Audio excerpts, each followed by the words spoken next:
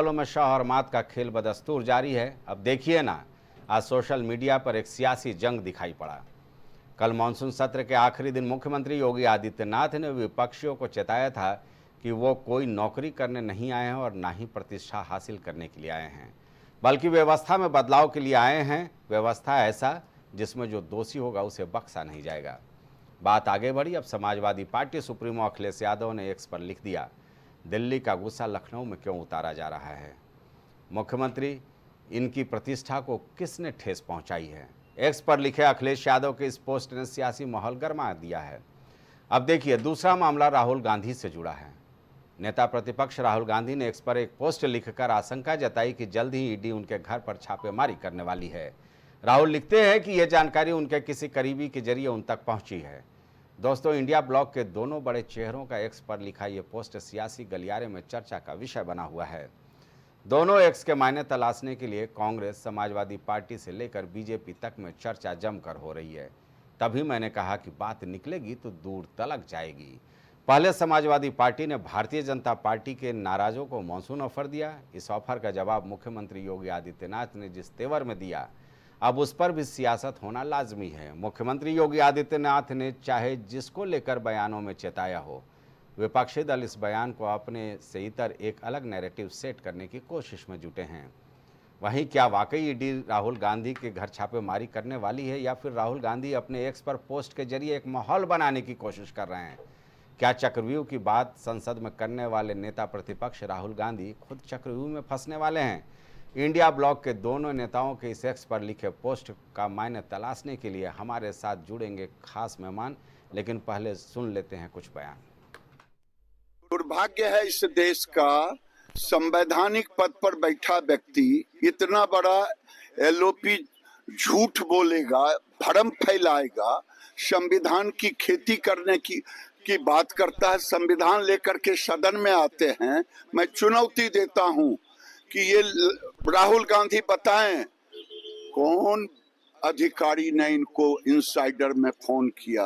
ये भ्रम मत फैलाएं, ये शर्मिंदित हैं। डर नाम की चीज राहुल गांधी के भीतर नहीं है। जो आदमी, जिस परिवार ने बहुत लंबे समय से शहादत को देखा हो, मौत को बहुत नजदीक से देखा हो, और खुद 20,000 किलोमीटर लगातार आम आदमी के बीच रह करके बिना किसी सुरक्षा के उन्होंने देश की आवाज बना हो, आम आदमी की आवाज बना हो, और जो बिल्कुल संविधान, लोकतांत्रिक मूल्यों की रक्षा के लिए किसी भी हद तक जा सकता। देखिए, मैं नहीं जानता हूं, संवैधानिक संस्था और संविधान में जिनको विश्वास नहीं है वही डरे सहमे लोग हैं। वातावरण भय का बनाना चाहते हैं और अपने को बचाना चाहते हैं। ऐसी मानसिकता जो संवैधानिक पद पर बैठा है, उनके लिए इस तरह का वक्तव्य कतई उचित नहीं है। जो गलत किया है उसको डरना है, जो गलत नहीं किया वो क्यों डरेगा, क्यों भयभीत होगा। हम भी तो प्रतिपक्ष में रह करके खुल के सरकार के विरुद्ध लड़ते रहे हैं। हम तो रोज करते हैं, हम तो रोज जन कल्याण संवाद जब पटना में उपलब्ध रहते हैं हर दिन करते हैं, और लोगों को जितना बन सकता है समस्या के समाधान का प्रयास करते हैं। पार्टी के सहयोग कार्यक्रम के तहत ये कार्यक्रम लगातार आज विशेष तौर पर करते हैं दिन में, बाकी शाम के टाइम या जब रहे उपलब्ध आते रहता है जनता, उसकी सेवा करते रहते हैं। तो सुना आपने किस तरह से सियासी भूचाल मच गया है लखनऊ से लेकर दिल्ली तक। अलग अलग मुद्दे हैं। इंडिया ब्लॉक सत्ता पक्ष को घेरने के लिए कोई कसर नहीं छोड़ रहा है, तो वहीं सत्तारूढ़ दल की ओर से भी तमाम ऐसे जवाब दिए जा रहे हैं तमाम मामलों को लेकर के, जो सियासी माहौल को गरमा रहा है। जाहिर सी बात है, अखिलेश यादव का एक्स हो जो आपके स्क्रीन पर हम दिखाने की कोशिश कर रहे हैं, या फिर राहुल गांधी का एक्स पर पोस्ट हो, निश्चित तौर पर दोनों के अलग अलग मायने हैं। हमारे साथ हमारे खास मेहमान जुड़ेंगे, इस चर्चा पर हम चलेंगे उनके साथ। तो चलिए, सबसे पहले हम स्वागत कर लेते हैं अपने खास मेहमानों का। प्रवक्ता समाजवादी पार्टी धर्मेंद्र सिंह जी हमारे साथ स्टूडियो में मौजूद हैं। जयप्रकाश पांडे जी, प्रवक्ता कांग्रेस, हमारे साथ मौजूद हैं। जयप्रकाश जी का नेम प्लेट ठीक कर दिया जाए, कांग्रेस प्रवक्ता हैं आप। चंद्रमोहन चौबे जी भारतीय जनता पार्टी का पक्ष रखने के लिए हमारे साथ इस चर्चा में शामिल होंगे। और राजनीतिक विश्लेषक विनय तिवारी जी हमारे साथ इस चर्चा में हमारे साथ होंगे। तो जाहिर सी बात है, सबसे पहले हम चर्चा की शुरुआत करते हैं विनय तिवारी जी से। विनय जी, आवाज आ रही है?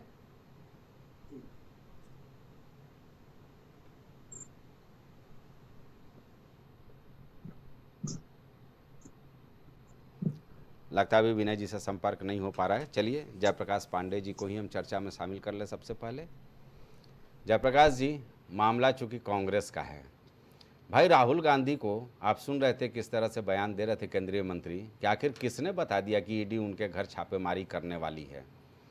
एक नया बवाल आप लोग खड़ा कर दिए हैं देश में। देखिए संजय जी, इसमें कुछ बताने की ज़रूरत ही नहीं है। जहाँ तक डेमोक्रेसी का सवाल है, तो डेमोक्रेसी तो देखिए एक संविधान की पुस्तक से नहीं चलती है। क्योंकि अगर आप देखिए तो उत्तर कोरिया, ईरान, चीन, रूस, पाकिस्तान में भी संविधान है। रियल में संविधान चलता ही संवैधानिक संस्थाओं की स्वायत्तता, पारदर्शिता और जो भी हुक्मरान होता है, मतलब रूलिंग पार्टी होती है, उसकी संवैधानिक नैतिकता से। इंग्लैंड में तो संविधान भी नहीं, और 2014 के बाद जो ये सरकार चल रही है उसमें सबसे ज़्यादा गहरी चोट संवैधानिक संस्थाओं को पहुंची है। ईडी सीबीआई तो है ही है, जो दुनिया जानती है भारत की साल में है, लेकिन इनकी शनि दृष्टि तो चौथे खंभे पे है, माननीय न्यायपालिका पे है। तो स्वाभाविक सी बात है कि जो भी स्वायत्त संस्थाएं हमारे संविधान निर्माताओं ने बनाई थी और जो 7 दशकों तक चली है जी, उसको इन्होंने फ्रंटल ऑर्गेनाइजेशन के रूप में बना रखा है। तो इसमें ये कोई बड़ा आश्चर्य की बात ही नहीं है। राहुल जी जो कहें, राहुल जी के इसके पहले क्या क्या नहीं हुआ, या मतलब चयनित मुख्यमंत्रियों का क्या हश्र हुआ और उनको छोड़ते हुए माननीय न्यायपालिका ने क्या कहा, तो या ईडी जितना आरोप लगाती है राजनीतिक व्यक्तियों का, अगर आप देखिए तो उसमें कितने प्रतिशत वो साक्ष्य दे पाती है। तो इसमें कोई संदेह नहीं, चूंकि 4 जून के बाद लगातार हर मोर्चे पे ये शिकस्त खा रहे हैं राहुल जी से। इंडिया अलायंस का नेतृत्व करते हुए राहुल जी के हाथों ये शिकस्त खा रहे हैं। मुठभेड़ का आत्मविश्वास खत्म हो गया है। तो स्वाभाविक सी बात है कि जिस तरह से आप देखिए अनुराग ठाकुर या वो ट्रोलर ब्रिगेड, चूंकि स्मृति दीदी के चले जाने के बाद उन्होंने एक नई नर्सरी शुरू करी है, तो ये सब उनकी हताशा, कुंठा और साथ कहिए कि उसी को बताता है। तो इसमें मुझे कुछ लगता नहीं है कि आश्चर्य है, ये तो स्वाभाविक है, इसके तो वो महारथी हैं। चूंकि निर्वाचित निरंकुश की बेमिसाल नजीर है मोदी जी। तो इसमें मुझे लगता है कि जो राहुल गांधी जी ने कहा वो इन्हीं के इतिहास कि अगर थोड़ी भी समझ किसी को हो तो वो लगेगा कि ये अंत में यही जाते हैं, सरकारी मशीनरी का उपयोग करते हैं। और अखिलेश जी ने भी जो कहा, आप अगर देखिए योगी जी का, तो स्वाभाविक है कि वो तो सब वीडियो देख रहे हैं कि दिल्ली और लखनऊ में शिष्टाचार भी खत्म हो चुका है। दूसरा यह है कि योगी जी को गुस्सा बड़ा सेलेक्टिव आता है। ठीक है कि वो नाकाबिले बर्दाश्त है, बरसात में लड़कों ने छेड़छाड़ की, उनको सख्त सजा दीजिए, लेकिन यहीं सरोजनी नगर में एक लड़के को पीट पीट के हत्या कर दी गई, तो अब तो वो ट्विटर पे नहीं आया उनका नाम, चूंकि वो मारा जाने वाला ब्राह्मण था, जिसके प्रति तो बाबा जी का नजरिया क्लियर ही रहता। बुलडोजर चलना चाहिए था उन लोगों पे जिन्होंने पीट के हत्या की, लेकिन वो बाबा की सजाती थी, वहां नहीं चला, चलने चला गया हरिशंकर तिवारी के लिए जो मूर्ति चबूतरा बनाया जा रहा था, वहां बुलडोजर चल गया। यही सरोजनी नगर के टच बॉर्डर पे ही उन्नाव है, वहां नेहा दीक्षित, परमिला दीक्षित को प्रशासनिक लश्कर पूरा घेर के जिंदा जला दिया, वहां बुलडोजर नहीं चला। हाथरस में मतलब हमारे श्रद्धालु कुचल के मर गए, लेकिन वहां बुलडोजर नहीं चला, ना अधिकारियों के नाम लेके ट्वीट किए गए। तो और छोड़िए, जिस गोरखपुर से प्रतिनिधित्व करते हैं बाबा जी, इन्हीं के विधायक राधा मोहन दास अग्रवाल जी का वीडियो कौन नहीं पढ़ता, कहां आज भी पड़ा है सोशल मीडिया पे। वो साफ साफ कहे कि जायसवाल परिवार की बहन बेटियों को ये अपमान बर्दाश्त करने पड़ेगा, चूंकि छेड़छाड़ करने वाले बाबा के सजाती थे, वहां ना नाम लिखे ना बुलडोजर चला। तो अब ये तो स्वाभाविक बात है कि बाबा जी का सेलेक्टिव अप्रोच रहता है, लेकिन आजकल उनका आहत जो बार बार मठ जाने, भाई देखिए प्रतिपक्ष के कारण मठ नहीं जाएंगे, आप तो बहुमत की सरकार चला रहे हैं, लेकिन अगर मठ जाने की पीड़ा बार बार एक संत को आ रही है, तो वो तो दिल्ली और लखनऊ का आंतरिक संघर्ष, उसमें उन्होंने गलत का कहा।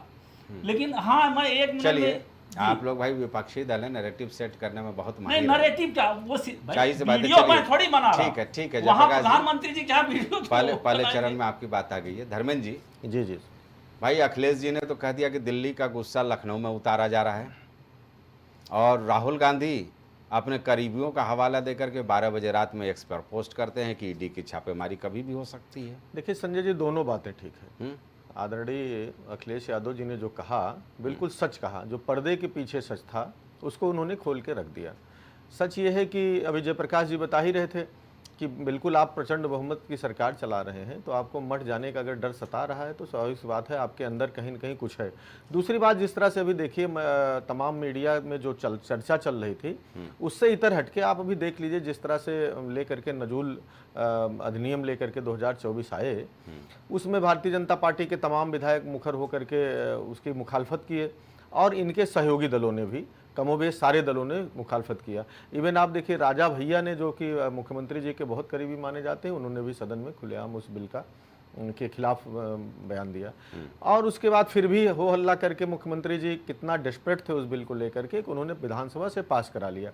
उस बिल में क्या है उस पर नहीं जाऊंगा चूंकि विषय वो नहीं है, लेकिन जिस तरह से विधान परिषद के अंदर खुलेआम भारतीय जनता पार्टी के प्रदेश अध्यक्ष जी ने बिल के खिलाफ में खड़े होकर के उसको प्रवर समिति को भेजने का निवेदन किया, तुरंत आपने देखा होगा जो बॉडी लैंग्वेज दोनों उप मुख्यमंत्रियों की थी। जब हम कहते दोनों उप मुख्यमंत्री अपने नाम के आगे से उप हटवाने के लिए प्रयासरत है, तो आप बल्कि उसको संज्ञान नहीं लेते थे, आपको लगता था हम विपक्ष के नाते बोल रहे हैं। लेकिन दोनों ने शेक हैंड किया और विनिंग पोजीशन बनाई, उनकी बॉडी लैंग्वेज बताई कि हमने देखिए आज मुख्यमंत्री जी को मात दे दिया।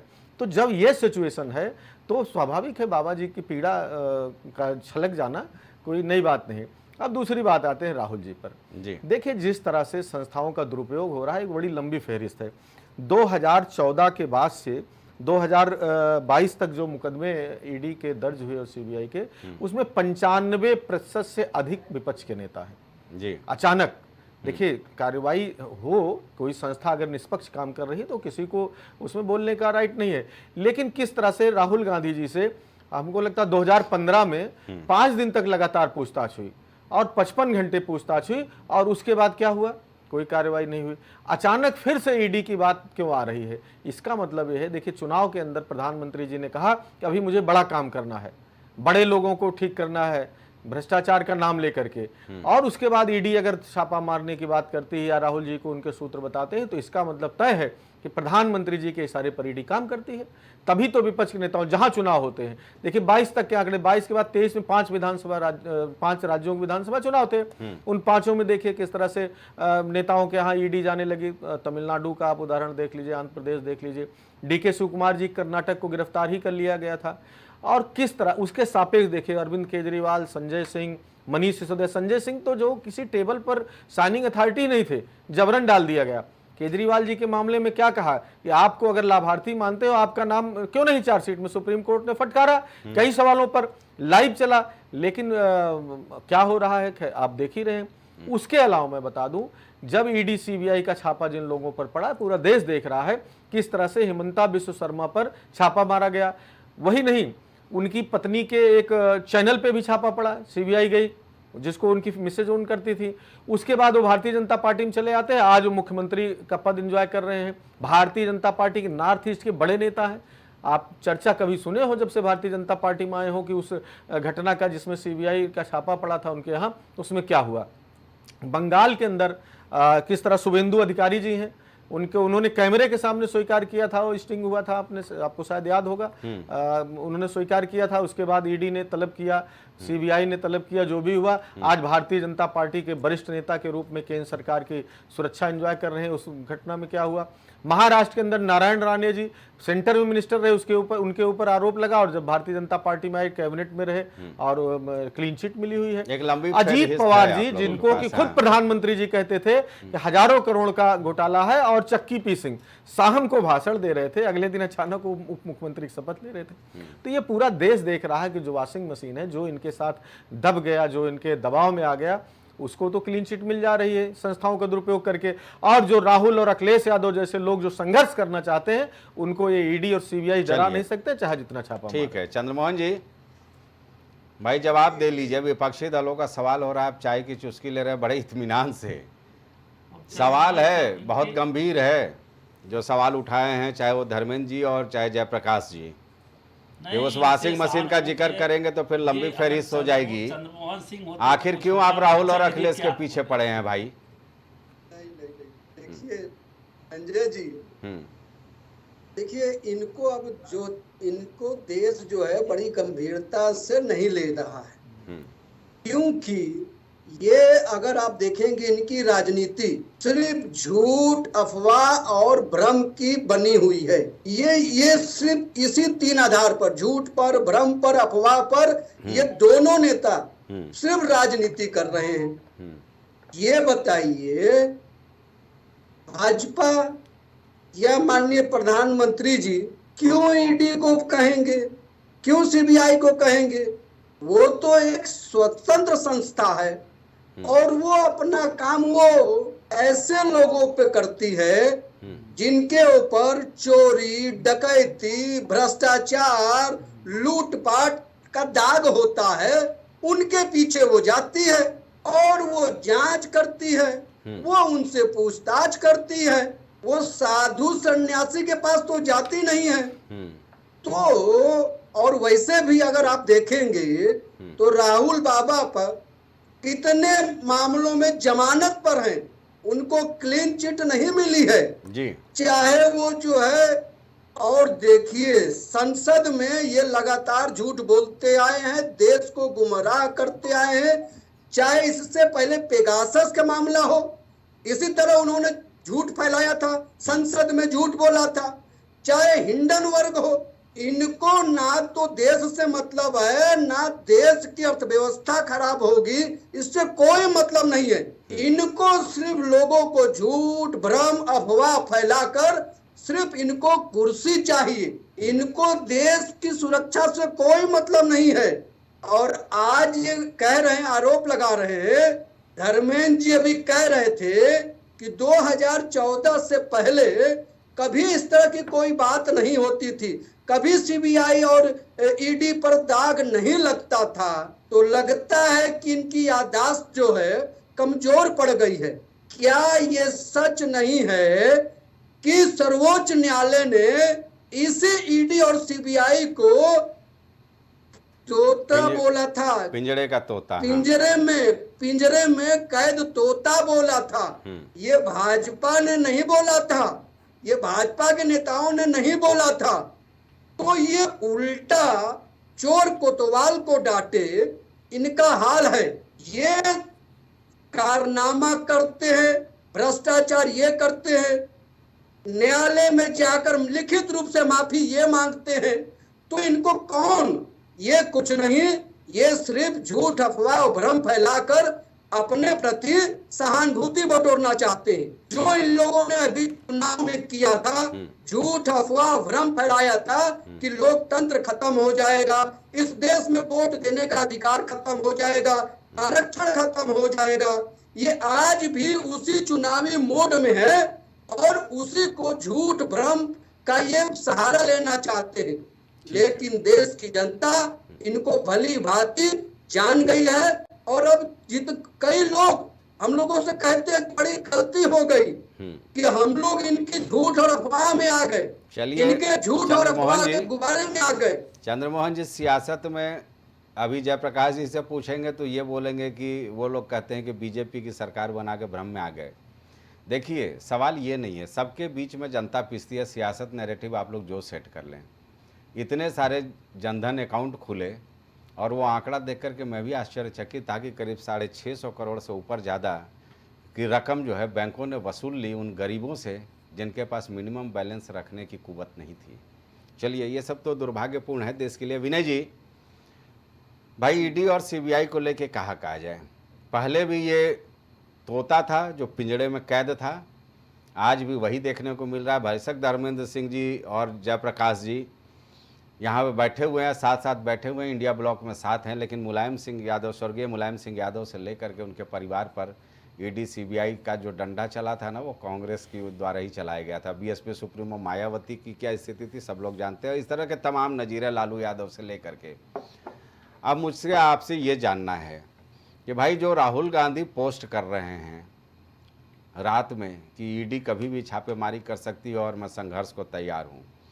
ईडी का ये जांच कब तक चलेगा ये मुझको नहीं समझ में आ रहा है। मैं दोनों को कटघरे में खड़ा कर रहा हूँ, राहुल गांधी के इसके बयान को भी, क्योंकि वो बोल रहे हैं करीबियों के जरिए मुझको पता चला, और ईडी 55 घंटे से ज़्यादा का 50 घंटे से ज़्यादा का पूछताछ कर चुकी है 5 दिन में। अभी और भी कुछ बाकी है संभवतः, तो इसके लिए संभवतः राहुल गांधी के सोर्स होंगे, बताए होंगे। अखिलेश यादव जी लिखते हैं, कल आप चर्चा में थे ही हमारे साथ मौजूद, उन्होंने बिल्कुल नैरेटिव ही अलग सेट कर दिया कि दिल्ली का गुस्सा मुख्यमंत्री जी अब लखनऊ में उतार रहे हैं।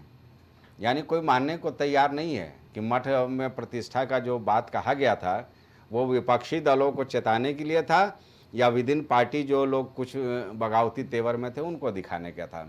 आपका विश्लेषण चाहेंगे? संजय जी, थोड़ा समय दीजिएगा, कई क्वेश्चन एक साथ पूछ लिए आपने। नहीं, जी बिल्कुल। देखिए, सीबीआई की अगर हम बात करें, अब या तो ये कहा जाए कि सीबीआई 2014 के बाद खराब हो गई या 2014 के पहले अच्छी थी या खराब थी। विश्लेषण अब इस चीज का होना चाहिए, तभी आप सीबीआई की उसको क्लीन चिट दे सकते हैं कि वो 2014 के बाद खराब हुई उसकी कार्यशैली या 2014 के पहले खराब थी या तब वो सही थी जी। ये विश्लेषण कोई नहीं करता। बस ये कहते हैं जब कांग्रेस सरकार में होती है तो भाजपा जो है कहती है कि सीबीआई का दुरुपयोग हो रहा है, बतौर चीफ मिनिस्टर जो है नरेंद्र मोदी को 10-10, 11-11 घंटे बिठा के रखती थी, सुप्रीम कोर्ट उसको तोता कहती थी, और 2014 के बाद वही कांग्रेस अब सीबीआई को कोस रही है। अधिकारी वही हैं, संस्था वही है, सरकार बदली है, अब जो विपक्ष में है वो सीबीआई के नाम का गुब्बारा तो फोड़ेगा ही फोड़ेगा। अब इस पे तो सारी पार्टियों को यही सोच, ऐसा तो नहीं है कि वो 2014 से पहले सही थी और फिर अचानक खराब हो गई। और रही चीज राहुल गांधी जी की, तो देखिए जब नेता प्रतिपक्ष राहुल गांधी जी बनाए गए थे तब हम लोग डिबेट में थे, तो हमने बोला था कि चलिए एक जिम्मेदारी वाला पद राहुल गांधी को मिल रहा है और हम लोगों को उम्मीद है कि उनके अंदर गंभीरता आएगी। देखिए राहुल गांधी को अब ये समझना चाहिए कि वो एक सांसद नहीं है जी, अब वो नेता प्रतिपक्ष, संवैधानिक पद है उनके पास। सदन में नेता पक्ष के बाद दूसरी पोजीशन होती है नेता प्रतिपक्ष की जी। कई कमेटियों में वो हिस्सा रहते हैं सरकार। तो अब नेता पक्ष यानी प्रधानमंत्री और नेता प्रतिपक्ष यानी कि राहुल गांधी अपने सूत्रों के हवाले से अपना कार्यभार संचालन करें तो इससे बड़ा दुर्भाग्य हिंदुस्तान के लिए और कुछ नहीं हो सकता। सूत्र हमारे लिए बने होते हैं, सूत्र आपके लिए बने होते हैं, सूत्र इन सब नेता प्रतिपक्ष के लिए सूत्र नहीं होता है, प्रधानमंत्री के लिए सूत्र नहीं होंगे। उनको अगर कोई भी बात कहनी है तो बहुत संयमित और जिम्मेदारी के साथ कहनी पड़ेगी, क्योंकि वो अब सांसद केवल नहीं है, नेता प्रतिपक्ष।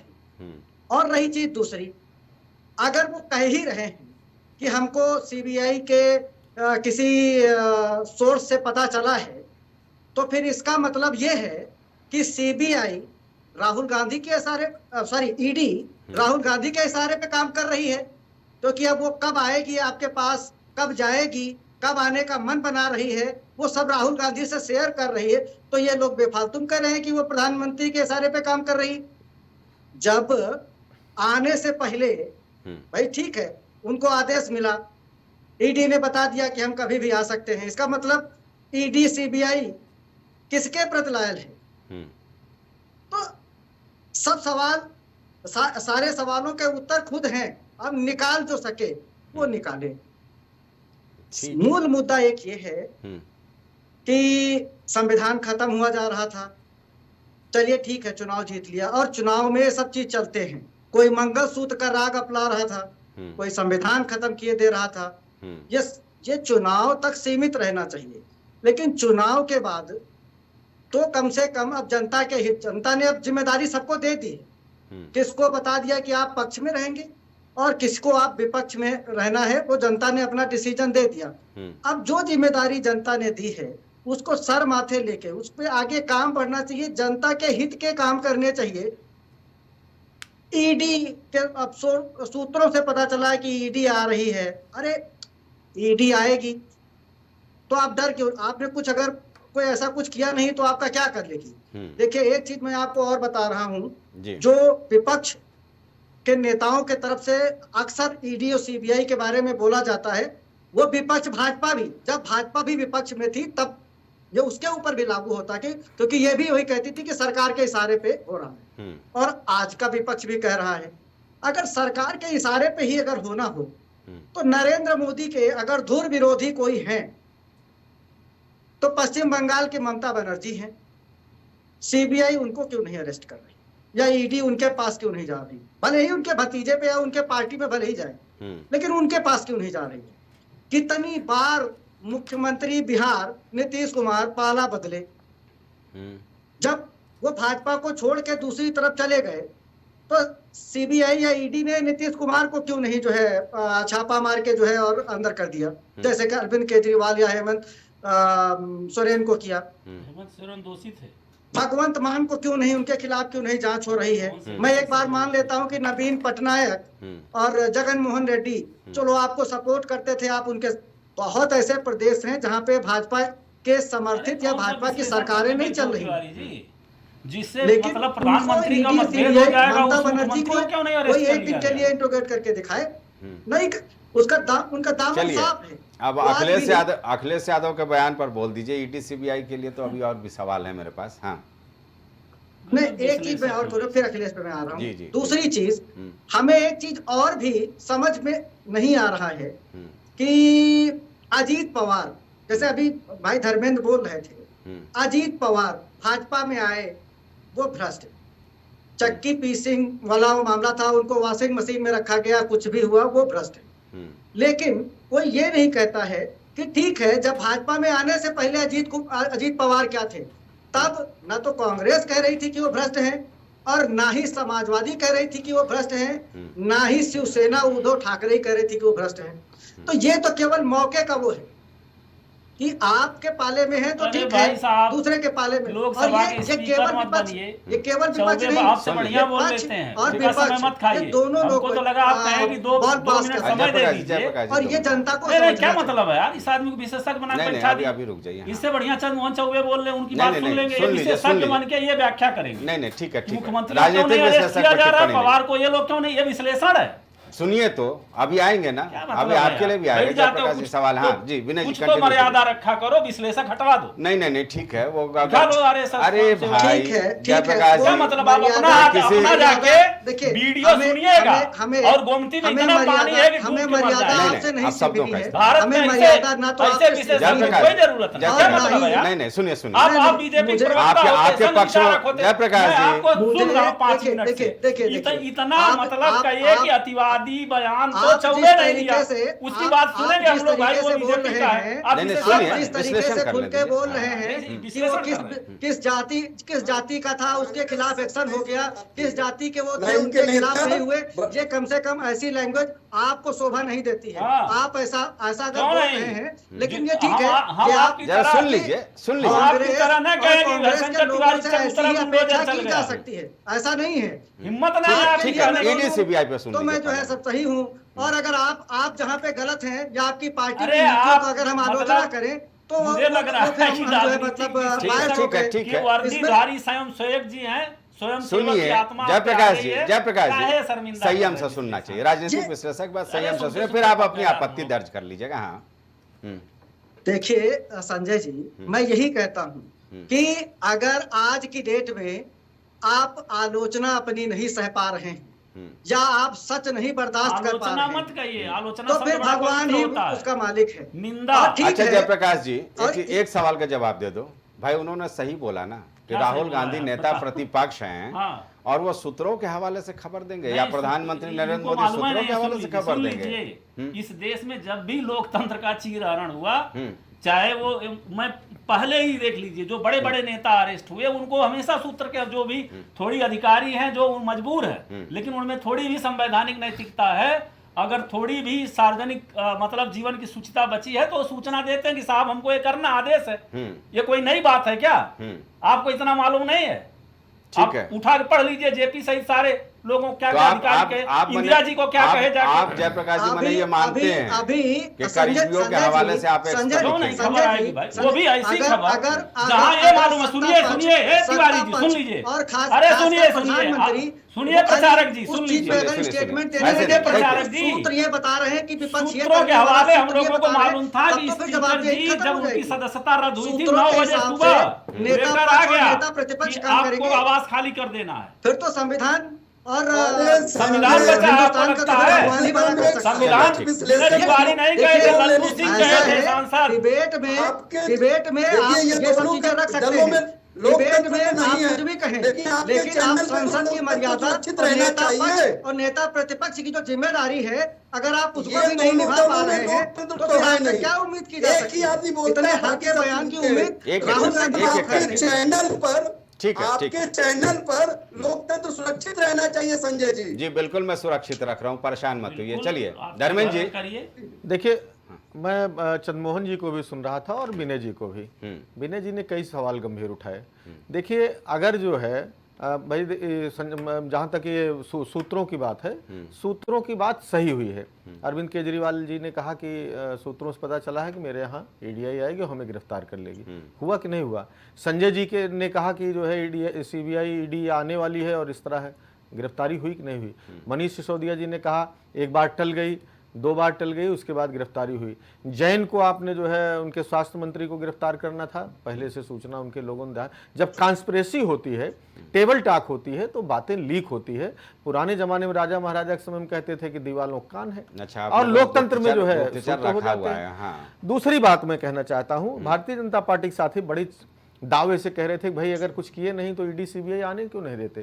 तो साहब जब राफेल पे आरोप लगा था तो ईडी सीबीआई जेपीसी बनाने में क्या दिक्कत थी आपको? आपने कोई बेईमानी नहीं किया था। और जैसा पर जब आरोप लगा कि जैसा कि 50,000 की कंपनी 80.5 करोड़ की हो गई तो क्यों नहीं ईडी सीबीआई को दे दिया गया कि हम चाहते हैं कि दूध का दूध और पानी का पानी हो और उन सारे सामान्य जांच हो जो एक आम आदमी की जांच होती है, वो गृह मंत्री के बेटा, रक्षा मंत्री के बेटा के रूप में नहीं, एक आम नागरिक तरह जांच हो। क्यों नहीं पड़ा दिल दिखा करके भारतीय जनता पार्टी के लोगों ने किया?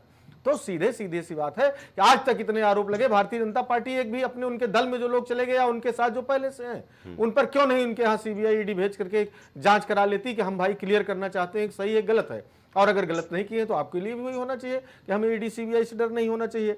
अब दूसरी बात कह रहे थे, अरे भ्रम और झूठ कौन फैलाता? भ्रम झूठ पे तो पेटेंट आपका है चंद्रमोहन जी, आपकी पार्टी का तो भ्रम और झूठ फैलाने का पेटेंट है। दूसरे क्यों आरोप लगा रहे हैं? प्रधानमंत्री जी जब आते हैं भाषणों में तो अपनी उपलब्धि बताने के बजाय मां से मंगलसूत्र, मटन, मछली से लेकर के मुजरा तक पहुंच जाते हैं।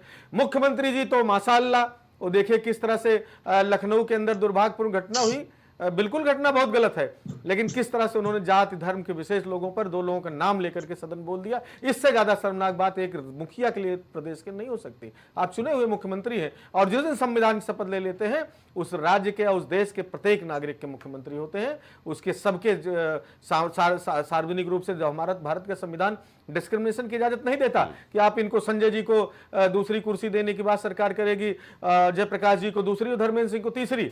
ऐसा नहीं, जब कानून आप बनाइएगा तो हम तीनों के लिए बराबर बनाइएगा। और आप सदन में खड़े होकर कह रहे हैं कि किस जाति और धर्म के लोग हैं जो इस तरह किए हैं। आप पढ़ दीजिए, अगर हिम्मत है भारतीय जनता पार्टी के साथी आप बैठे हुए 24-25 लोगों की गिरफ्तारी हुई है और यहां नाम पढ़ के बता के जाइएगा किस जात के, किस धर्म के कौन लड़के हैं जो इस तरह का अपराध किए हैं। अयोध्या में तो बहुत बुरा हो गया धर्मेंद्र जी, उसको लेके भी Bharatiya Janata party narrative set कर रही है। अयोध्या में जो हुआ है, आपका जो हम क्या कह रहे हैं, अपराध को अपराध, धर्म और जात के दृष्टिकोण से नहीं, अपराध को अपराध के दृष्टिकोण से देखिए। कभी कोई अपराध के साथ, अपराधी के साथ आप कार्रवाई करिए, लेकिन अब अपराध में आप जाति और धर्म खोजते हैं, ये कहाँ का न्याय है? आप बताइए संजय जी, आप वरिष्ठ हैं, हमसे आप ईमानदारी से बताइए कि जाति और धर्म ढूंढना कहीं से सही है कि आप क्राइम हो रहा है, अपराधी चाहे जो हो। क्या भारतीय जनता पार्टी के लड़कों ने जो प्रधानमंत्री जी के साथ जिनकी फोटो थी बनारस के अंदर, उन्होंने लड़की के साथ कितना गंदा काम किया और किस तरह से सब समाज इजाजत देता है क्या उसकी?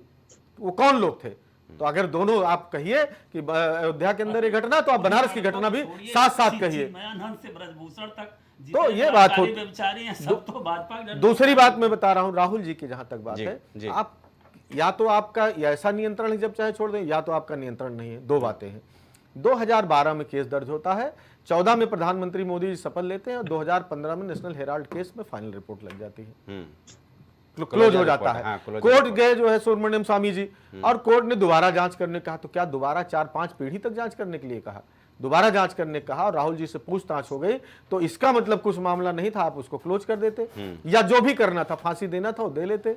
आप लगातार जब आपके ऊपर हमला होता है, जब आप लोकतांत्रिक तरीके से आप फंस जाते हैं, जनता नाराजगी आ जाती है, तो आप दूसरा शगुफा छोड़ देते हैं। आपके पास जब जवाब नहीं होता है, आप देखिए तब आप तुरंत घूमने लगे। उत्तर प्रदेश के अंदर किस तरह से क्या हुआ? विपक्ष का काम है कि जनता के हक की आवाज को उठाना, सदन से लेकर सड़क तक लड़ना। उत्तर प्रदेश विधानसभा में यदि नजूल विधेयक का हमने विरोध किया तो कोई गलत किया? आखिर आपको वापस लेना पड़ा कि नहीं लेना पड़ा? इस तरह के जो भी गैर कानूनी काम जो जनता को सहूलियत देने के बजाय जनता को जटिलता में ले आएंगे, चाहे संसद में होगा चाहे विधानसभा में होगा, उसका काम हम विपक्ष के लोगों का है कि उसका मुखालफत हर तरीके जोरदार तरीके से करना, चाहे बेल में आना हो, चाहे धरने बैठना हो, नारेबाजी करनी हो, लोकतांत्रिक तरीके से बात उठाना हो, या सड़क पर प्रदर्शन करना हो। चलिए, तो हमारा काम हो करते रहे। चौबे जी से जरा जवाब ले लेते हैं, फिर जयप्रकाश जी के पास आएंगे। विनय जी आते हैं 1 मिनट में। चौबे जी,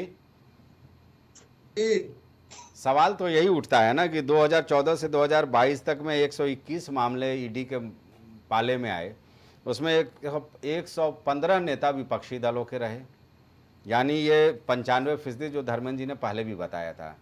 और जो कन्विक्शन है उसका रेशियो सुनेंगे तो दंग रह जाएंगे साहब। सवाल तो उठेगा ईडी पर। 5000 केसेस दर्ज हुए और केवल 25 में कन्विक्शन अभी तक, बाकी सारे मामले लटके पड़े हैं। नेशनल हेराल्ड केस 12 फरवरी 2017 का था सुप्रीम कोर्ट का कि मामले में जांच होना चाहिए। आज हम लोग 24 में खड़े हैं। संजय जी, कब तक ये मामला चलेगा? चौबे जी, रॉबर्ट वाड्रा को मुद्दा बना के चुनाव लड़े तो क्या हुआ? हाँ, जरा सवाल ले लेते हैं। संजय जी, राहुल बाबा, आपको पता है ना, पूरा देश जानता है कि ये झूठ बोलने के लिए न्यायालय में माफी मांग चुके हैं। न्यायालय ने इनको सिद्ध किया है कि कितने बड़े झूठे हैं। और दूसरी बात कि दोनों मुख्यमंत्रियों मुकदमा भाई, ईडी सीबीआई, मैंने अभी आपसे क्या कहा कि साधु सन्यासियों के पास नहीं, बोल लेने दीजिए। देखिए गलत बात है, ठीक है बोलिए, बोल लेने दीजिए। हाँ, हमने बीच में नहीं बोला ना, नहीं ठीक है, इतनी देर से आप कर लीजिए। हाँ, बोलिए जी। तो ये बताइए, इनके ऊपर जो भी आरोप लगाए हैं सब इनकी जमानत पर ही है। न्यायालय में 2 बार लिखित, एक बार चौकीदार, अभी धर्मेंद्र जी राफेल पे बात कर रहे थे, इसी राफेल के मुद्दे पर झूठ बोलने के लिए राहुल बाबा माफी लिखितों पे मांग चुके हैं। तो कितने बड़े सच्चे और कितने बड़े झूठे हैं ये देश भली भांति जानता है। और रही बात, अभी आप उत्तर प्रदेश पे टीका टिप्पणी हो रही थी, तो ये इसमें गलत क्या है? देखिए, ये 2012 और 17 वाली सरकार नहीं है कि कहेंगे कि लड़के हैं और लड़कों से गलती हो जाती है और उनको छोड़ दिया जाएगा। ये वो नहीं है सरकार जो सचिन और गौरव अपनी बहन बेटी को बचाने के लिए मारे जाते हैं और मारने वाले आरोपियों को थाने से छुड़ा दिया जाता है। ये वो सरकार नहीं है। दोषी जो भी होगा कार्रवाई होगा और अपराधी होगा, अगर वो न्यायिक प्रक्रिया मानकर न्यायालय में आएगा, न्यायालय की बात मानेगा, कानून की बात मानेगा, तो उसके कानून के हिसाब से उससे पर्दा होगा। लेकिन यदि वो भागेगा, डरेगा नहीं, तो हिसाब तो होगा ही। इनकाउंटर तो होता ही है, और इनकाउंटर किसी साधु संतों का तो होता नहीं है, अपराधियों का ही होता है। और देखिए, मणिपुर, यही कांग्रेस और सरकार सपा मणिपुर पहुंच गई, कितने 16 किलोमीटर दूर। लेकिन यही बगल में अयोध्या में सपा के नगर अध्यक्ष लड़की का हरण करके 1 महीने तक बलात्कार संजय जी, ये देखिए बौद्धिक स्तर भारतीय जनता पार्टी के साथियों का कि वो एक इंडिविजुअल घटना का मणिपुर वायलेंस से तुलना कर रहे हैं। आप देखिए, इनके पास बताने के लिए कुछ नहीं है, परिलक्षित होता है। लड़की मणिपुर की लड़की है, अयोध्या की लड़की नहीं है, मणिपुर की लड़की। अरे अयोध्या में तो आपने देख लिया, जमीन घोटाला किया, भगवान राम के साथ बेईमानी की, राम पट बह गया, अयोध्या मंदिर चूने लगा, जमीनें 5 मिनट पहले खरीदे, आपको अयोध्या पे नाम लेने का हक नहीं रह गया। और व्यक्तिगत अपराध किसी के ठीक अपराध को आने लगे, सच सुनने की क्षमता नहीं इनके अंदर।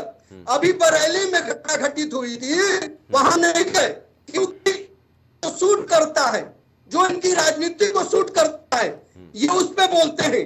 क्योंकि इन दोनों जगह पर मुस्लिम वर्ग लोग थे जो इनके ना इस्लामिक फिट होते हैं। भारत के नागरिक उत्तर प्रदेश के नहीं, इस तरह कैसे नाम ले? चंद्रमोहन जी, अयोध्या का मामला अति गंभीर है, अति गंभीर है। चलिए, वो तो मुख्यमंत्री ने भाई आज पीड़ित परिवार मिल भी लिया है, ठीक है।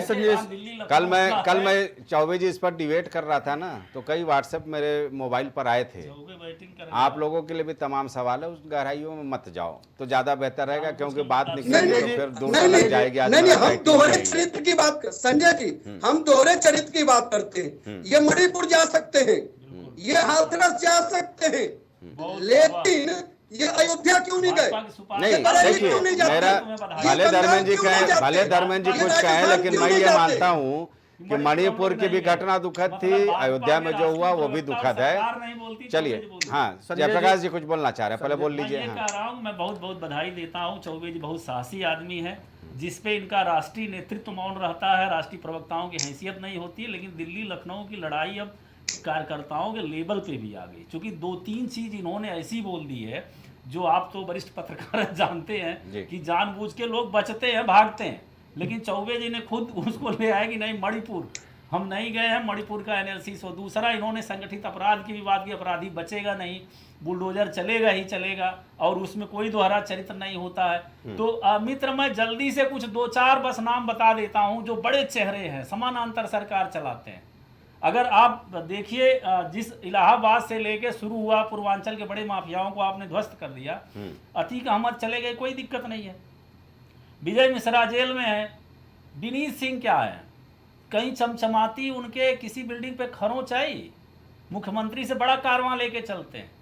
मुख्तार अगर चले गए तो ब्रजेश सिंह का पूरा परिवार, अभी बनारस में हम लोग चुनाव प्रचार कर रहे थे, तो वहाँ कुर्मी भाइयों ने बड़े साफ शब्दों में कहा कि हमें सुदामा पटेल का बदला लेना।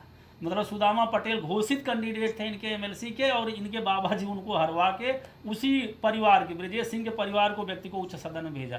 तो सवाल एक, उनका पूरा परिवार आपकी पार्टी में, ब्रजेश सिंह के परिवार पे क्या एक बुलडोजर चला, एक मुठभेड़ हुई?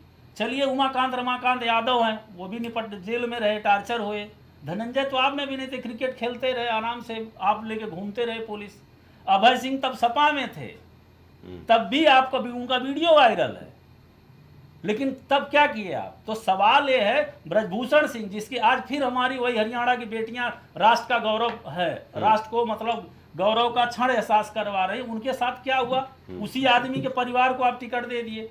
आप कह रहे थे बलात्कारियों को ये बचाते हैं। सपा और कांग्रेस की बात करें, चिन्मयानंद की पैरवी कौन कर रहा था? आप कह रहे थे उन बेटी जो बेचारी बलात्कार से पीड़ित थी, उसी को मुकदमा डाल दिया गया, जेल चली गई। उसको जो बेचारा लड़का दोस्त उसकी मदद कर रहा था उसकी, तो आप एनसीआरबी का आंकड़ा उठा के देख लीजिए। बलात्कारियों को ऐसा संगठित संरक्षण तो कभी भारत में नहीं दिया गया। तो ये आप कौन सी बात कर रहे हैं? हमें बड़ा गुस्से है कि आप खुद मुद्दा दिए, इस पे तो हम बोलना ही नहीं चाह रहे थे, लेकिन आप मुद्दा खुद दे दिए, तो मुझे लगा कि वो जो लखनऊ दिल्ली वाली बात है, आप लखनऊ खांचे में सेट हो गए, अच्छी बात है, लेकिन आपका कुछ होने वाला नहीं है। चंद्रमोहन चौबे आपके नाम के आगे है, अगर चंद्रमोहन सिंह होते तो शायद कुछ हो भी जाता। हमें चलिए भाई, चर्चा में जात पात मत लाइए। हाँ जी चौबे जी,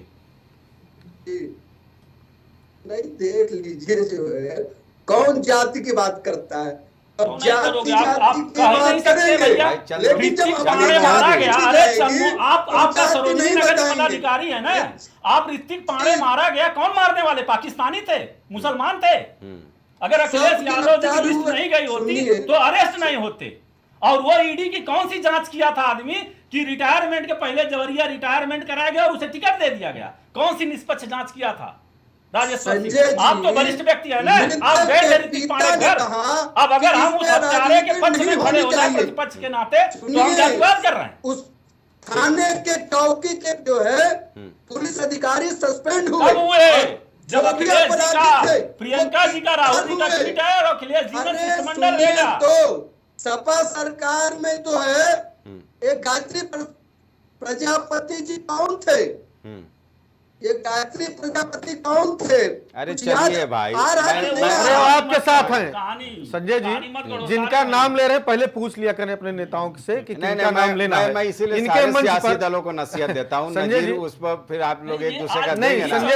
संजय जी फिर हम नहीं, खुद उठा रहे नंगे हो हैं, जाएंगे। हमने नाम हाँ। नहीं लिया संजय जी, खुद उठा रहे हैं भारतीय तो जनता पार्टी हम के साथी, संजय जी को तो इनको बधाई मालूम देते होना हैं चाहिए कि कि ये भारतीय जनता पार्टी के मंच पर देखे गए पूरा परिवार था। अब मैं आता हूं दूसरी बात, ये कह रहे थे कि उसमें सुप्रीम कोर्ट में नाम लेने से रोका गया। आप अगर ईमानदार, मैं पहले ही कह रहा था, मैं 2-3 चीजें कह रहा हूं जी। राफाल पे आपने सुप्रीम कोर्ट से हाथ जोड़ा, लिफाफे में रिपोर्ट देंगे, बाहर नहीं आनी चाहिए। आखिर आप ईमानदार थे और सारी चीजें पब्लिक डोमेन में थी तो आप खुल के कहते कि हाँ मैंने इतने खरीदा और इस नाते रेट बढ़ा। अगर आपके अंदर चोर न होता तो आपने अनिल अंबानी कंपनी को काम क्यों दिलाया, ये कहने की क्षमता होती तो आप लिफाफे में न देते।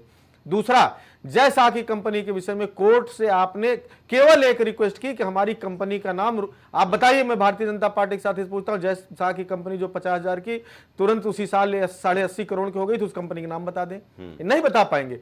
कोई एक आम आदमी नई कंपनी बना ले, उसका चीज नेट पे नाम डालिए, कंपनी का नाम डालिए, एक एक नेटवर्क से लेकर के एक एक चीज आप सामने आ जाती है। लेकिन जय शाह को क्यों प्रिविलेज मिला? कोर्ट से उन्होंने ये क्यों रिक्वेस्ट कराया कि इनकी कंपनी, इनकी नेटवर्क, इनका कारोबार नेट पे नहीं आना चाहिए, ऑनलाइन नहीं होना चाहिए, इसको छुपा लीजिए हुजूर, छुपा लीजिए हुजूर। ये आखिर करने क्या जरूरत पड़े? इलेक्टोरल बॉन्ड में कारण, इलेक्टोरल बॉन्ड में आप बार बार कह रहे थे कि नहीं बाहर नहीं आना चाहिए, ये तो हमने वो उसको किया है, गोपनीय तरीके से कंपनियां देंगी। कितनी सुनवाई हुई संजय जी, आपको याद होगा, सुप्रीम कोर्ट का डंडा पड़ा और जब इलेक्टोरल बॉन्ड की लिस्ट आई तो पता चला सब तो भाजपा ने बहुत बड़ा घोटाला किया है।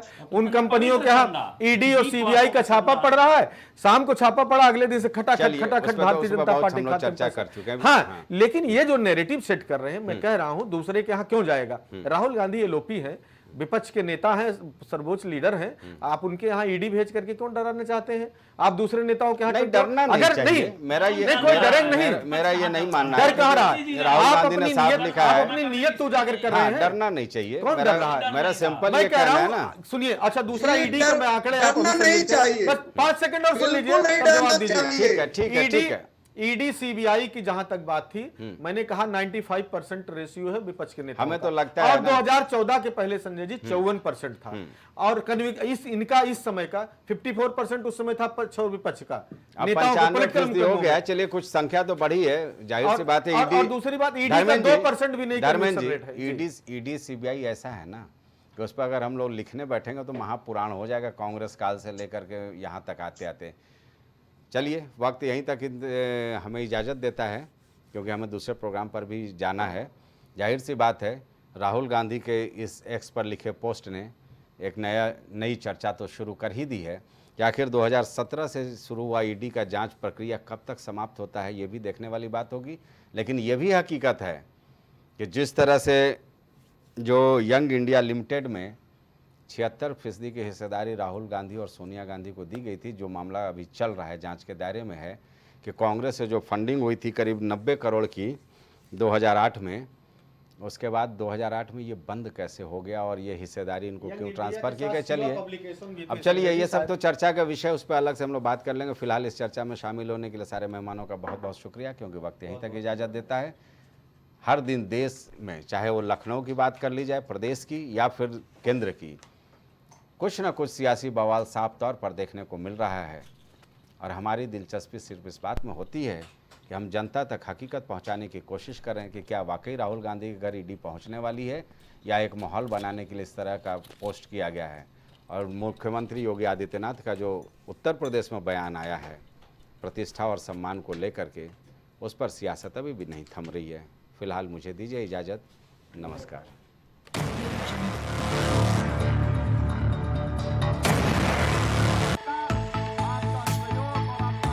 कुछ भाव पुष्प आप देख रहे हैं प्राइम टीवी, सच साहस सरोकार।